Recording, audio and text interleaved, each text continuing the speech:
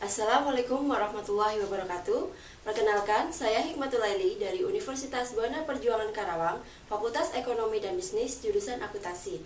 Saya akan menyampaikan laporan kerja praktik yang berjudul Analisis Pembiayaan Murabahah pada Koperasi Simpan Pinjam Pembiayaan Syariah Baitul Mal Watamil Nusa Umat Sejahtera Kantor Cabang Karawang.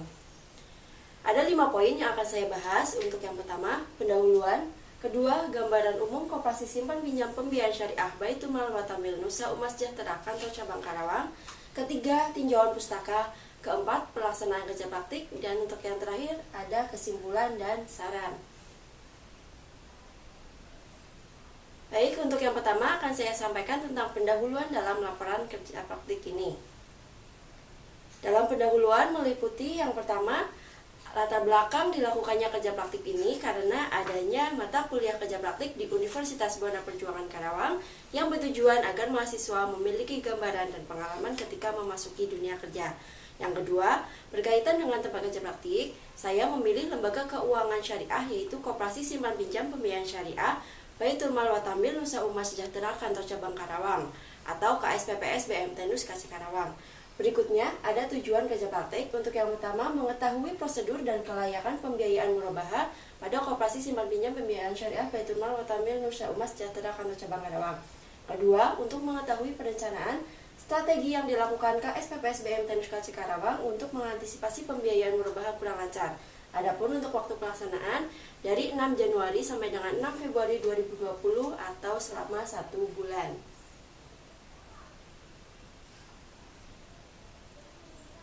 Selanjutnya, pemaparan mengenai gambaran umum KSPPS BMT Nus KC Karawang.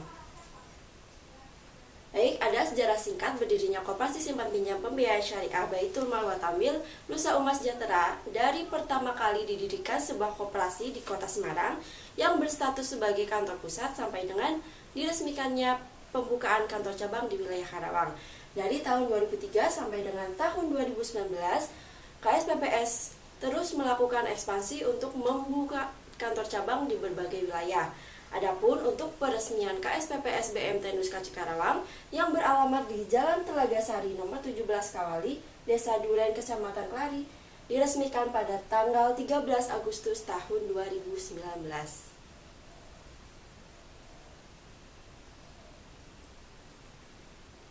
Baik, untuk selanjutnya ada struktur organisasi yang terdapat dalam Koperasi Simpan Pinjam Pembiayaan Syariah Baitul Mal Watamil Nusa Umat Sejahtera Kantor Cabang Karawang.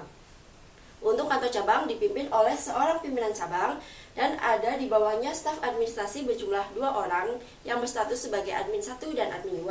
Selanjutnya ada 4 orang staf marketing dan ada 1 orang office boy. Pimpinan cabang ditugaskan dan diberikan wewenang sebagai pengelola kantor cabang sehingga segala kegiatan operasional cabang harus melalui persetujuan pimpinan cabang. Untuk bagian administrasi memiliki serangkaian tugas pencatatan dan pemrosesan administrasi yang terjadi baik tentang pembiayaan maupun transaksi harian yang terjadi pada KSPPS BMT Nus KC Karawang. Staf marketing memiliki tugas untuk memperkenalkan, mempromosikan, dan memasarkan produk-produk KSPPS BMT Nus kepada masyarakat. Adapun untuk office boy merupakan bagian pendukung yang bertanggung jawab atas kebersihan, keamanan, dan kenyamanan kantor. Berikut ada produk-produk KSPPS BMT Nus KC Karawang di mana produknya berupa simpanan dan pembiayaan syariah. Untuk produk simpanan terdiri atas simpanan wadiah, simpanan pendidikan, simpanan kurban, simpanan haji, simpanan pensiun, simpanan wajib dan pokok, serta simpanan berjangka.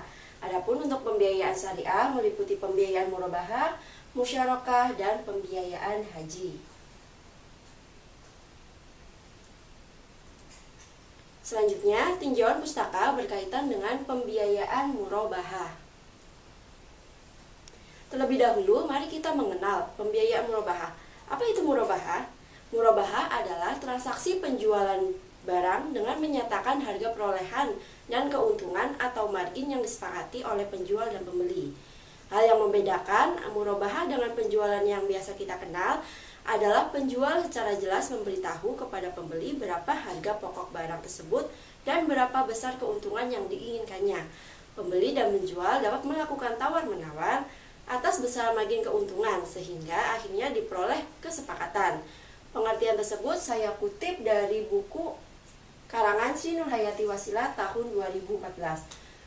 Ada teori prosedur pemberian pembiayaan menurut Kashmir tahun 2008 yang menyatakan prosedur pembiayaan secara umum dapat dibedakan antara peminjam perseorangan dengan peminjam oleh suatu badan hukum.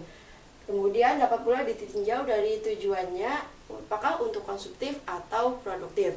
Adapun alur pemberian pembiayaan itu sendiri, yang pertama pengajuan berkas-berkas oleh calon nasabah sesuai dengan persyaratan yang telah ditentukan. Kemudian penyelidikan berkas oleh lembaga keuangan yang bersangkutan. Setelah berkas lengkap, lanjut ke tahap wawancara yang pertama kepada calon nasabah. Tahap keempat ada on spot, yang berarti survei kepada calon nasabah tanpa pemberitahuan terlebih dahulu. Hal ini untuk membuktikan kebenaran keadaan hasil wawancara yang pertama. Setelah itu dilakukan tahap wawancara yang kedua, yang akhirnya akan menghasilkan sebuah keputusan apakah pembiayaan tersebut akan diterima atau ditolak.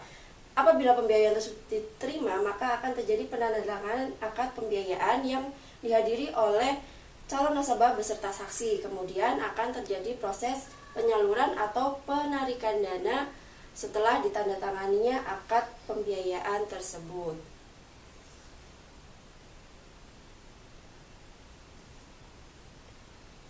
Baik, menurut Ansori, kutipan tahun 2008, ada prinsip analisis dalam memilih calon nasabah yang tepat agar kelayakan pembiayaan dapat tercapai.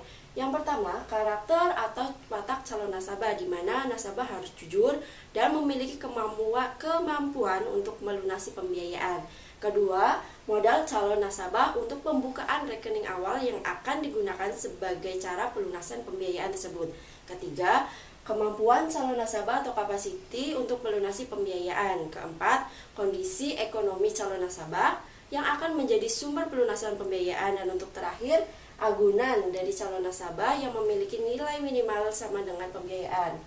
Selanjutnya ada menurut Kashmir, kutipan tahun 2008, penilaian pembiayaan dapat dilakukan dengan metode 7P, di mana pertama personality, yang berarti kepribadian. Kedua, party, di mana mengetahui berdasarkan modal. Ketiga, purpose, harus mengetahui tujuan. Yang keempat ada prospek, yaitu menilai usaha nasabah di masa yang akan datang menguntungkan atau tidak. Kelima ada payment, yaitu ukuran bagaimana cara nasabah mengembalikan pembiayaan. Selanjutnya ada profitability, yang bertujuan menganalisis bagaimana kemampuan nasabah mencari laba. Terakhir ada protection, menjaga nasabah. Selanjutnya pemaparan hasil pelaksanaan kegiatan kerja praktik. Kegiatan dan koordinasi kerja. Pada saat pelaksanaan kerja praktik, koperasi menempatkan saya pada bagian staf administrasi, khususnya untuk membantu admin 2. Admin 2 merupakan admin yang bertanggung jawab atas informasi pendataan mengenai pembiayaan. Kegiatan harian yang dilakukan selama proses kerja praktik adalah membantu menyiapkan dan mengecek ulang berkas pembiayaan murabahah yang dibuat oleh admin.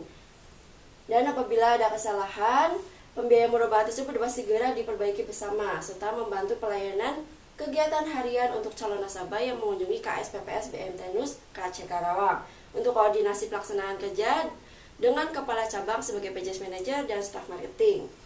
Terus bagaimana untuk prosedur pembiayaan murabahahnya?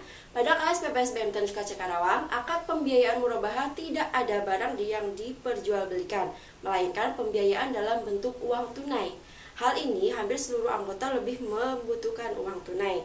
Anggota yang akan mengajukan pembiayaan murabahah sebelum memperoleh pembiayaan harus memenuhi persyaratan yang telah ditentukan. Dari mulai persyaratan pembiayaan sampai akhirnya terrealisasikan pembiayaan tersebut. Dalam pembiayaan murabahah harus ada jaminan yang diberikan kepada pihak BMT. Jaminan tersebut untuk mengantisipasi apabila nantinya pembiayaan diberikan tersebut mengalami kemacetan. Selanjutnya ada pengajuan dan realisasi pembiayaan. Proses yang pertama, permohonan pembiayaan oleh calon anggota dengan membawa sejumlah persyaratan yang ditentukan. Kemudian pemeriksaan kelengkapan dokumen seperti fotokopi KTP, kartu keluarga, dan sebagainya. Selanjutnya ada pemeriksaan agunan sebagai jaminan apabila pembiayaan mengalami tidak mampu bayar yang berupa sertifikat, PPKB maupun saham.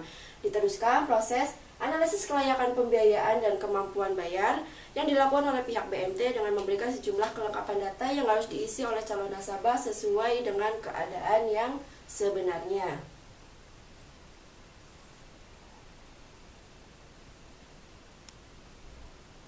Pada tahap kelima, pengambilan keputusan pemberian pembiayaan oleh pimpinan. Dalam tahap ini, berkas pembiayaan harus lengkap. Apabila berkas tidak sesuai ketentuan umum tetap disetujui, maka akan dikenakan sanksi kepada pimpinan cabang. Selanjutnya ada pemenuhan kelengkapan administrasi serta pengikatan pembiayaan dan agunan, di mana berkas administrasi realisasi pembiayaan harus lengkap seperti SKKP, akad pembiayaan, surat kuasa menjual, dan lain-lain, serta biaya-biaya yang dikenakan bagi debitur saat realisasi pembiayaan seperti biaya administrasi, biaya akad, biaya materai, dan simpanan pokok. Setelah melewati tahap tersebut, ada serah terima agunan, baru setelah itu realisasi dan dokumentasi pembiayaan. Realisasi tersebut juga harus memenuhi ketentuan seperti yang berhak merealisasikan pembiayaan adalah pimpinan cabang. Realisasi pembiayaan dan penyerahan uang harus dilakukan di kantor, dan untuk setiap realisasi pembiayaan harus didokumentasikan secara lengkap dan akurat. Pada KS PPS BMT Nuska Karawang terdapat analisis kelayakan pembiayaan murabaha. Proses analisis kelayakan pembiayaan pada KS PPS BMT Nuska Karawang dilakukan secara kualitatif berdasarkan berkas-berkas untuk persyaratan pembiayaan dan gambaran usaha secara langsung. Jika legalitas berkas tidak memenuhi syarat, maka akan dilakukan survei lapangan dan wawancara kepada calon anggota bersama pimpinan untuk melihat keadaan tempat calon anggota, barang yang dijaminkan, dan keadaan usahanya bagi calon anggota yang memiliki usaha sendiri. Dan untuk permohonan pembiayaan dalam jumlah yang besar, proses analisis kelayakan pembiayaan juga memerlukan bantuan dari Bank Indonesia atau proses BI checking. Ada target pembiayaan murabaha pada KSPPS BMT Nuska Karawang. Sebagai koperasi syariah berbadan hukum yang beroperasi di bawah pengawasan kantor pusat, dalam penawaran produk khususnya pembiayaan murabaha, KSPPS BMT Nuska Karawang diberikan target lending sebesar Rp485 juta per bulan oleh kantor pusat. Pemenuhan target ini merupakan tanggung jawab bersama KSPPS BMT Nuska Karawang, terutama account officer yang bertugas untuk mencari calon anggota dan menawarkan produk. Akan tetapi, BMT Nus belum mampu memenuhi target lending yang diberikan oleh kantor pusat.